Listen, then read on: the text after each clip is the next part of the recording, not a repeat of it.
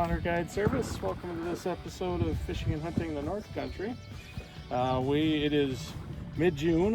Had a average sized bluegill there. They're a lot bigger out here, but it's our starter fish. We're on a West Metro area lake, middle of June, and we have sunfish on the beds. And crappies finished spawning in the weeds, and bass and pike cruising the inside edges, intercepting crappies and sunfish. So we got the whole mid-June food chain going on. We'll get into more about exact locations and the baits we're using and what to look for. But stay tuned for sunfish on the beds with some multi-species. Okay, we got another one here. Ooh, bluish colored bluegill. While we're on this one, we'll kind of talk about the different baits as we use them. Right now we're kind of searching for the bed, so I'm using my favorite panfish search bait, crappie, sunfish, perch, anything. And that's just a 16th ounce VMC Moon Eye jig. And I've got a 2-inch Berkeley ripple shad, power bait ripple shad, so power bait infused, and it's just a little paddle tail. You could use a little minnow, a little twister tail too. And then I've got a number 1 size jig spinner. This one happens to be a Cabela's one, but lots of companies make them. And then I've got a little, you can see I've got a little barrel swivel from the 4-pound test fire line. That's our main line. And then I've got a little bit of fluorocarbon, 8-pound test fluorocarbon for a little more abrasion resistance, less tangling on the cast with that swivel. And then that's tied to a little fast snap that clips into that spinnerbait so I can change baits. So we just slow roll this. Sometimes the sunfish on the beds won't keep chasing those. They want to stay close to the beds, but they'll hit it as it comes by and they'll announce that they're there. And then you can switch to other techniques that we'll talk about later, but right now they're chasing these down, hitting these, so we're staying with them. Hey, got another one here on the jig spinner, real brightly colored. Look at the orange belly. This bedding, the male sunfish, they fan out a bed. You want to look for, look at the color on that one. They fan out a bed on kind of semi-firm bottom, sandy type of bottom, and they swim around and fan out a little bowl-shaped depression in it, and then they turn brightly colored like that to attract the females. The small females are all schooled in the weeds right in front of us here, and then we're up on the harder bottom here. And then the females move in and the males attract them in, and the females lay their eggs. Then the males fertilize the eggs, and then the males guard the eggs on the nests until the fry hatch. And then once the fry hatch, then they're on their own, and everything starts moving out deeper except the fry stay up shallow.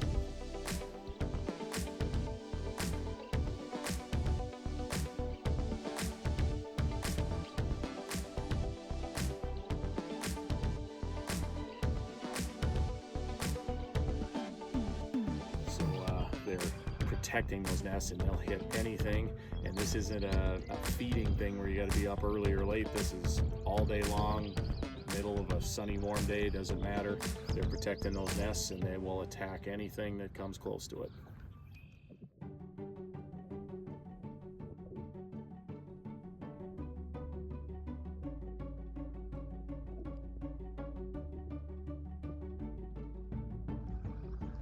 All right, my son's got one here. Looks like we got another nice bluegill. Attaboy. On that jig spinner again. We'll get a photograph of him and let him go. We're not keeping anything today. This is a good time if you're looking for a meal of fresh fish. These sunnies this time of year are delicious. We don't happen to be keeping any today, but it'd be a good time to do that. Good one, buddy. Hold them up there one more time. All right. Hey, we got a different species here. We got a nice pumpkin seed here. This lake has all 3 species. We get pumpkin seeds, bluegills, and then pumpkin seed bluegill hybrids. So nice pretty pumpkin seed there. On that jig spinner again. Got another one here. A nice pumpkin seed.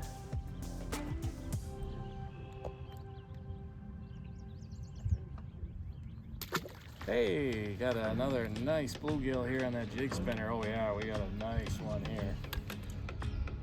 9.5 incher there. Look at that big boy. Hit that jig spinner again. Just hopping around to different areas of beds. When you burn an area, you had a good bite going and then it starts to slow, you can spook them out of there and burn the area. So then you just move to another area and you can kind of do a loop and come back. After a half hour, 45 minutes, you can come back and they'll be back all over those beds. I'm seeing some fish down there with my polarized sunglasses, so we're on an area with some fresh ones here. Let's stay after them.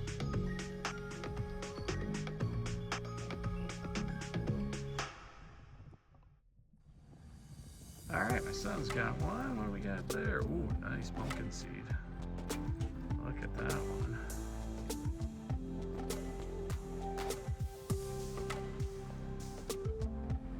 All right, good job. We'll get a photo of that one. They're still chasing down that jig spinner. If we use some other techniques, we'll talk about those. If not, we'll talk about them at the end of the show, because some days different things work.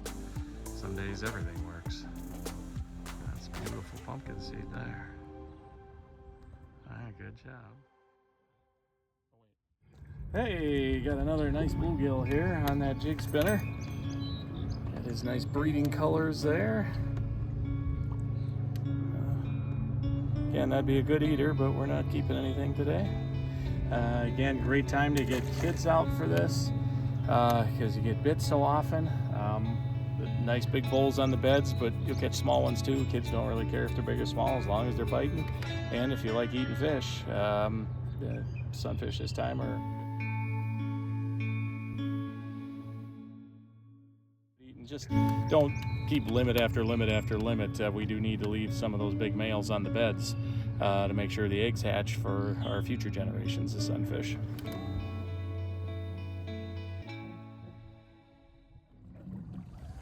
And my son got our first hybrid of the day here. That's a cross between a bluegill and a pumpkin seed. That looks like a female full of eggs, doesn't it? A big female. Yeah. Once the bedding's over here, they'll be cruising the tops of the weeds near the outside weed edges, and when we're fishing bass and pike, they're hitting spinner baits and crankbaits, and they are the most aggressive of them, and they can get big. You always know they have the biggest mouth. You can lip them, they got a mouth more the size of a crappie. Good one, bud.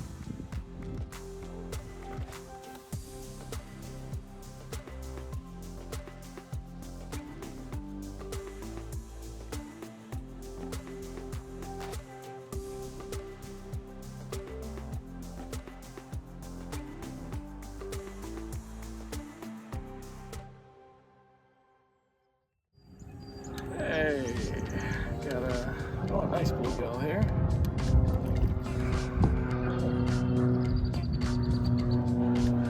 That jig spinner again.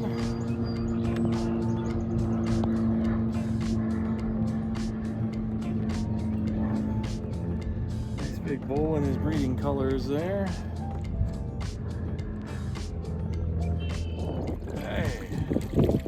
Well, I got one. They kind of slowed here a little bit, so I went to the bobber, and ooh, look at that one.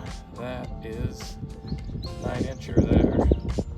I just got a little VMC 1/16 ounce tinsel hair jig with a liter of fluorocarbon to a swivel, and then the main line is Berkeley Fire line, and then got the slip popper on there. Just pitching now to where we see beds and seeing if we can trigger a few more. All right, we're gonna go through equipment here. We were using St. Croix Panfish series rods, 7-footers and 8-foot ultralight. This is an amazing rod, reasonable price point, and so light you can fish it all day, super sensitive. We're using Fluger President ultralight spinning reels on there, spooled with 4-pound test Berkeley Fire line crystal. With this rod and this reel and that fire line on there and this guide system on this rod, we can pitch light little baits for panfish a mile and hardly have to swing and hardly any weight to it, so you hardly know it's there.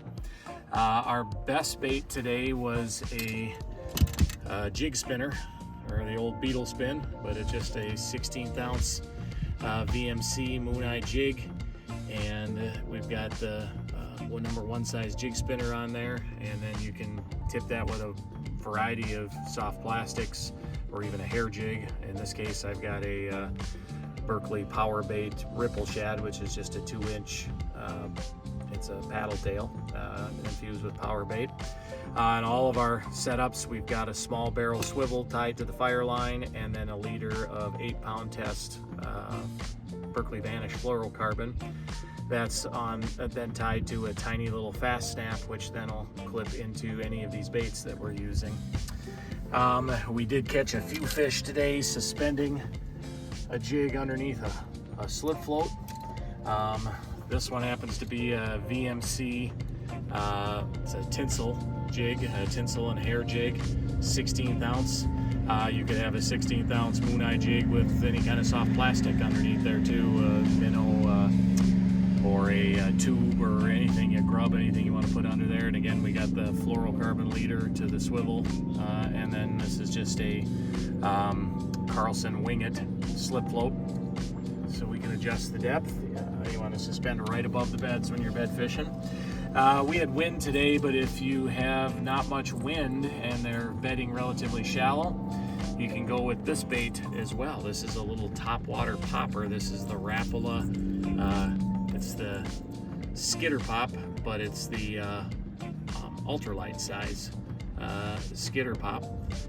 It's about 1 3/4 inches, a couple of trebles on there, and you can throw that and bring that right over the top of the beds, and you get a nice chugging, pooping noise, and they'll come up. If you're fishing with a bobber and sunfish are coming up and hitting your bobber or inspecting your bobber, then put this baby out there and you can have some fun. That's my favorite techniques for when they're on the beds. They'll tell you some days they will hit this jig spinner and not hit it well enough to get hooked a lot, or you'll miss a lot, but then they've shown themselves, then switch to the jig under the float. If it's calm, they're coming up and investigating your float or hitting your float, go with that top water bait, and some days they'll hit this and take it, and today was the day this is what they wanted the most. Well, I hope you enjoyed this episode of Fishing and Hunting the North Country. My son Parker and I certainly enjoyed bringing it to you. Hopefully you got some good tips about where to look for those firmer bottom, sandy, clayish bottom areas up close to shore, inside of the weed edge where the softer bottom is. Hopefully you got some good tips on techniques there with that jig spinner or the jig suspended under a float, or that little top water if the conditions are right. Look for that 70 degree is that magical water temp. It could start just slightly 68, 69, it could be 72. You kind of learn that on your area lake, but it's right around there. Get out, enjoy, get kids out. You can catch one nice big, some of the biggest sunfish, the big males in the lake, and they're all beautifully colored. So if you catch a trophy and want to get a replica made, you've got the beautiful colors. Take home a fresh meal. Tough to beat a meal of fresh sunny out of the lake in June. Just don't take too many. We got to leave some of those big males on the beds. Thanks for watching. We hope to see you in our next episode. For Parker Smudka, I'm Troy Smudka. Good luck, and I'll see you out there somewhere.